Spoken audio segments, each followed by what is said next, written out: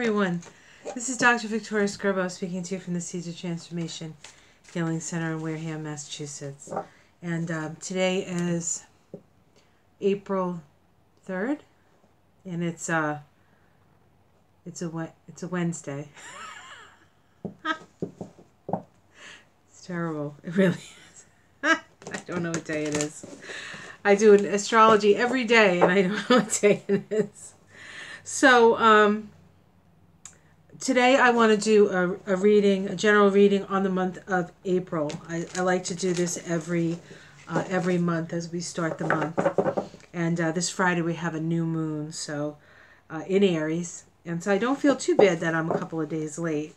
And I did do my astrology and Kabbalah of the month of April. So check that out. It's pretty interesting. Some pretty wild stuff is happening. Okay, so let's see. I'm using the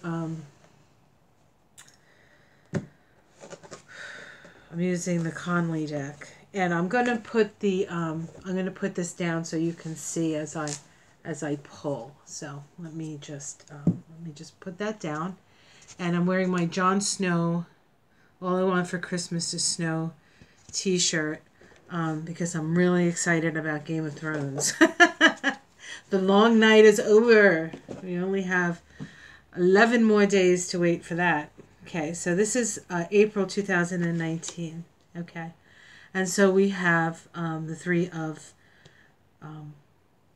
Swords starting, and I think what I'll do is I'll put them out and then I'll see what it comes out to. Okay, so we have the Two of Pentacles crossing. We have the Five of Swords at the bottom. The Nine of Wands. The Ten of Pentacles up here at the top in the sky. I know you can't see that, but I'll talk about it when I get there. Let's see, maybe I can pull it down a little. This is not an exact science. Okay. And maybe a little more. There we go. Immediate environment. Okay, good. Yep. How it's seen from the outside. Hopes and domestic situation.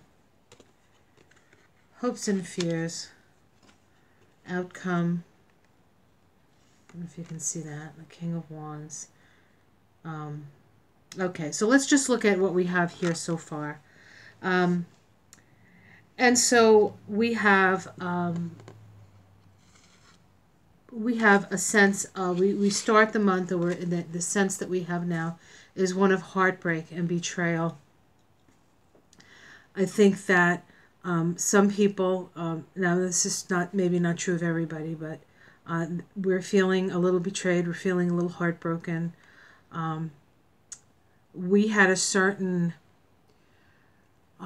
idea about how a relationship should work, and so there has been a disruption in that relationship, and that disruption has caused some pain.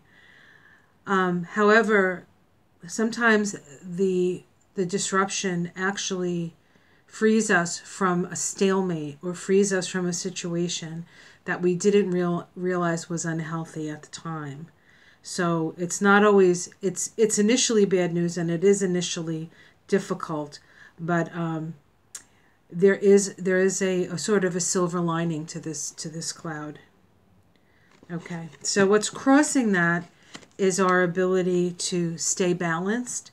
This is the Two of Pentacles. In this deck, it's a little bit of a jester, so there's this sense of, and there's also, we can see that there's two different colors here. There's two different colors on the floor. And he's doing his best to balance these two pentacles in his hand. And we do have the lambda, or the infinity sign above. Whenever you see the infinity sign, we know that there's a sense of, as you sow, so shall you reap. So there's this sense of, karma. And so this is, as a challenge card, this can be, because it's pentacles, it can be the work that was done. There's something about the work that's being done trying to balance, but not feeling necessarily emotionally satisfied by the work that's been done. That's what this looks like. Maybe you've worked hard on something, or somebody has worked hard on something, and you don't feel like you had the satisfaction from that situation. So at the bottom, we have the Five of Swords. Now, this can be a number of things. Generally, this card means people who are using unfair tactics. It's about cruelty. This deck doesn't really vibe that way. This deck deals with a sense of, and we can see that this gentleman is standing here. He's got all these swords around him. His hands are crossed. And he's been handed all these swords, but he has refused to use them. He's refused to sort of use the sword. And here we have the sword of justice, perhaps, with this young man, so from the mouth of babes, so to speak, holding the sword. Now, is he trying to hand it to this guy who's got his hands folded and is refusing to take the sword of justice, or is this something that this little boy is going to have to do himself? And so I think what this can mean is when we find that there are unfair tactics, when we find that people are being cruel and deceptive, maybe we can't depend on those in positions of power. And I say this guy is in a position of power because he's older than this little kid, right? And so we would expect the person who's older and more mature or more worldly to be able to grasp the sword and make a difference. But in this case, we see that the child is holding the sword. And perhaps part of this is, not necessarily looking towards the older sage, or as we might see, sage people, to help get us out of whatever situation that we feel like nobody's doing anything for us. But this, we can expect the child to take the action. And this could be symbolic of the child, or it could actually be symbolic of the child within. So it doesn't necessarily have to be like we can't expect the 12-year-olds to take and fix everything if the 70-year-olds aren't going to do it. But there is this sense of, and perhaps approaching it from a more childlike place, a place of what do children have that grown-ups don't have? They have courage. They have a sense that they can do anything. I was watching Soul Pancake on YouTube, and it was at this age, what do you think you would have done? And it was very interesting and they had people all ages from I think the youngest kid was 8 or 7 or 8, or maybe even younger than that, and the oldest person was 95, and the little kids were like, I have no regret. I can do anything. They were so I can do anything. I can get anything I want. So where has that gone? Where has that spirit of, the world is my oyster, and I can do it. I can get it. I can do that. And so maybe we have to connect with that inner child to have the courage to take the action that's necessary to stop the people from being, jerks. Quite frankly. Okay, so in the past we have the Nine of Wands, and this is somebody who's had a lot of battles and is holding the last wand here in his hand, the 9th wand here, and is ready to sort of step forward. His experiences have sort of created this gateway experience, and now he takes this and he moves forward with it. And so there's this sense of ready for the battle in the past. So what's in the sky? In the sky we have the 10 of Pentacles. And this, I believe, is, first of all, the 10 of Pentacles is usually family money, okay? And your heritage or what you leave for your family. It's generally, somebody who's worked hard or if not worked hard, certainly accrued a lot of money to bring security and safety to his family. Here we have a dog, which is about loyalty, right? And then we have a son and a daughter-in-law and a child, a grandchild, and then we have the old man here. And the whole man sort of has his walking cane in his hand here. And I think the overall and the arching energy is one of people being concerned with the state of affairs and how it's going to affect their family. I really feel like that's the energy here. And so there is that energy. And it's not necessarily trauma, or it's not necessarily worry, but it's the idea of how can I keep my family safe? How can I keep, and then maybe perhaps taking steps to do just that. So that's there. So what we have in the immediate environment, the immediate future, sorry, is the Star card. And this is about having your guiding star. Now, these two cards, the immediate environment that we find and at the root of the reading, are very difficult cards. They're very difficult cards. And of course, this is a crossing card, isn't so easy either. So what this is saying is that you need to, even if things aren't going as you expected them to go, it's really important for you to keep your eye on your guiding star. If you don't have a guiding star, you have to find it. Really, I think that if we can do that, we can become co-creators. This is the star card is a 17-8 vibration, and 8 is about taking responsibility for yourself. And so there is a need to do that in order to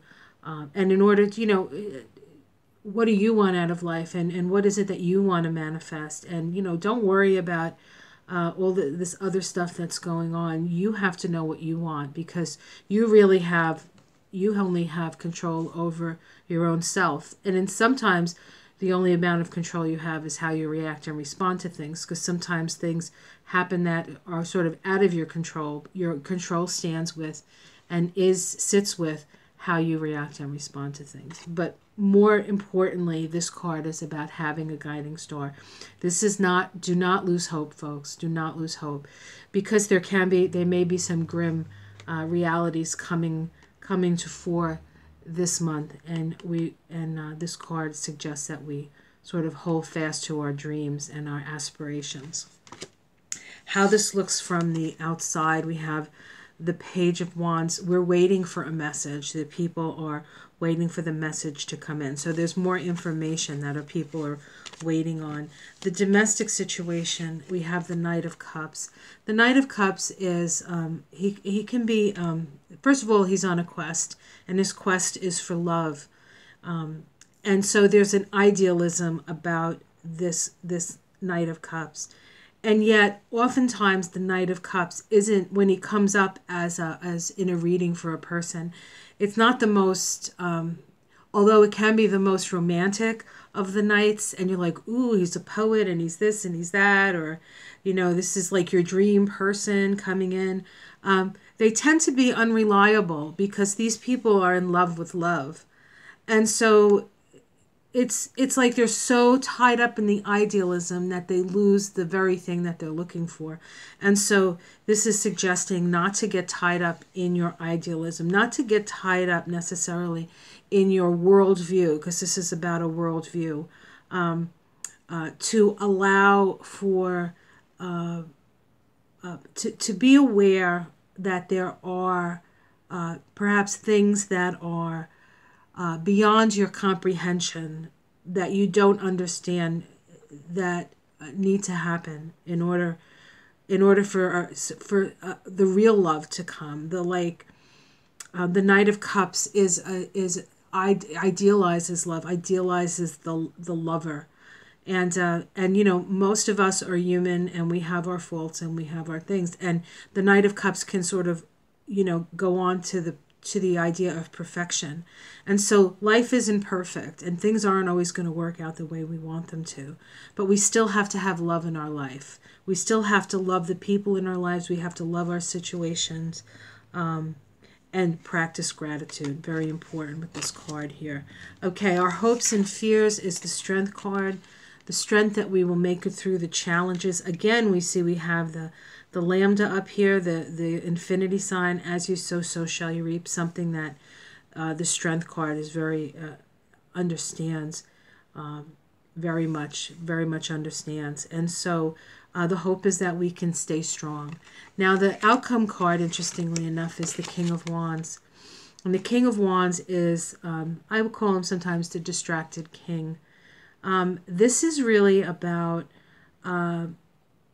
somebody, the kings for the most part, especially the King of Wands and also the King of, I think, I would say the King of Wands and the King of Cups, they have to make the most concessions in what it is that makes them happy in order to be a king.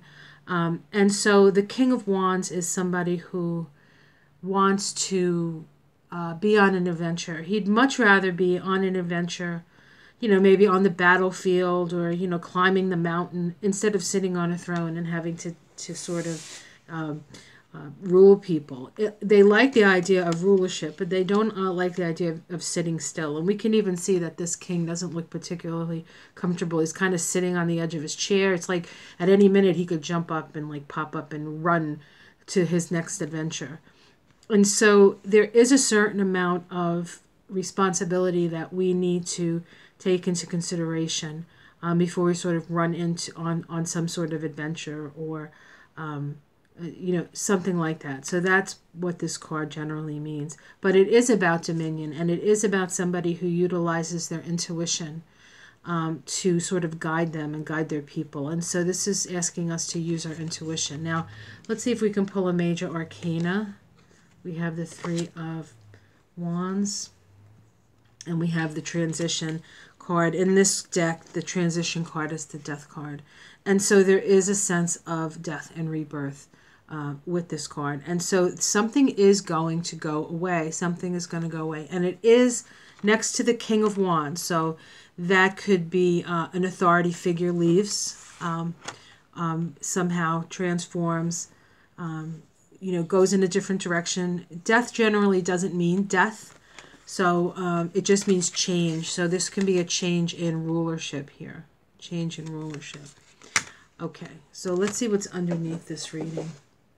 And here we have the Empress. It's so funny. She's always sort of like sitting underneath things. And the Empress is about process. And it's about giving birth to something. It takes time. It takes nurturing. It takes commitment to bring something into fruition, which is what the Empress is really about. And so know that whatever is coming, whatever is being born right after the death of something that perhaps no longer serves us, a way of being in charge or having dominion over others, that it's going to take the time, and we need to be patient with this energy so that the beauty can grow and the beauty can thrive, because it really is a beautiful, beautiful vibration.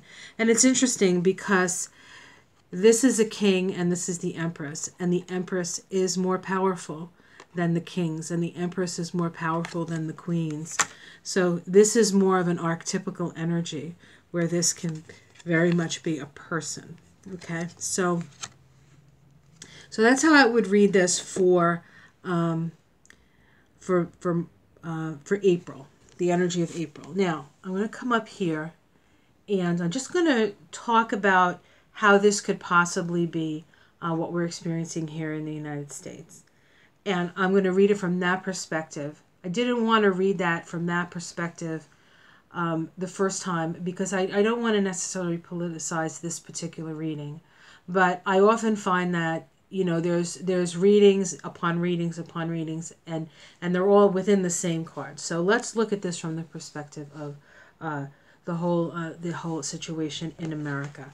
Okay, we'll start with feeling heartbroken. Okay, now I know not everybody feels heartbroken about what happened with the Mueller report, but I know there are a lot of people that do, and a lot of people who watch me do, and I certainly felt disappointed. Okay, and so we have what's crossing it, somebody who worked really hard for a long time, and it seems like, it's like it's a 400-page report, and we got 4 pages. So like one page is 100 pages, you know, like that kind of thing. So not enough. There's a sense of not being enough. There's a sense of the person who was supposed to be able to sort of wield the sword of justice, having his hands tied and not being able to do that, somehow limiting him in such a way that requires perhaps us to stand up and do our part and not concentrate or not depend on the people in power to necessarily create the change that we need to change. Most change, if not all change, starts at the grassroots level anyway. Okay, this in the past, we were waiting to take on, you know, the good, and we were going to overcome this person who lies and lies and lies and lies and does terrible things, and of course we're still waiting. We're still waiting there. What's in the sky? This is money, and this is moneyed interest, and that could be part of the reason why things have been oppressed or suppressed. Of course, the card suggests this is the same, to not lose your guiding star, to keep looking up. There are things that are there for us that we'll only really understand if we keep our eyes up instead of like looking down in dejection, but sort of looking up to spirit and saying, guide me, spirit. That's what this card is about, meditation. It's a great month to meditate. This, I think, means the same thing as the other, messages coming or waiting for messages. I think that this is the card, when I read the Celtic Cross, is how other people see the situation. And I think people are saying that not all the information is in, and I think that's true. The Knight of Cups is our idealism. There's a part of us that domestically we have a story, you know, sort of like, and they lived happily ever after kind of story. And that's not really the way things happen, although we always hope for that, right? And so we have to sort of change our story or change our perspective. But this card also says that we must have love be the ultimate thing, the ultimate energy of the situation. Like, and I'm not saying you have to love the president and you have to love, Paul Manafort. Although if you want to do that, that's fine, because love will never hurt anybody. It only helps the situation. But this is about like taking care of the people that you love and taking care of the love in your life. And a lot of that love is also self-love. So it's important that we practice that at this time. The hopes and fears is a fear that we can be strong enough to withstand. And I think this King of Wands could very well be Donald Trump. And the fact that the Death card is next to him. I don't necessarily feel like he's going to die, so I don't want to say that's not what I mean. But there's going to be a change in his status. There's going to be a change in his status. And the Empress underneath says that we have to be patient. Okay, so that's what these cards say to me for April, from the perspective, just a general perspective, and also the perspective from the political situation in the United States. And, I guess that this could be many countries, just doesn't have to be the United States. I'm sure that Brexit and England, if you listen to what I said there can also be, you can apply that to your country as well. And so apply as you will. Like and subscribe. And, I reached 3,500 subscribers, and it's climbing. So I want to welcome all the new subscribers. I want to thank all my regulars. I want to thank all your good wishes. I'm still, my dog is still with me, but we have a vet that's coming to the house tomorrow. So tomorrow will be the day that she crosses the Rainbow Bridge, and we just want her to be surrounded with love, and know that she gave me every inch of her life. She filled out her life completely and was there for me at every turn. She's 13 years old, and I think 4 months or 5 months.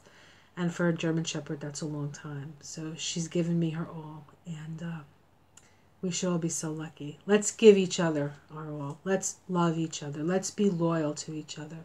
Let's be loyal to the human race. Let's be loyal to the animals. Let's be loyal to the planet. Like and subscribe. Thank you again. Bye.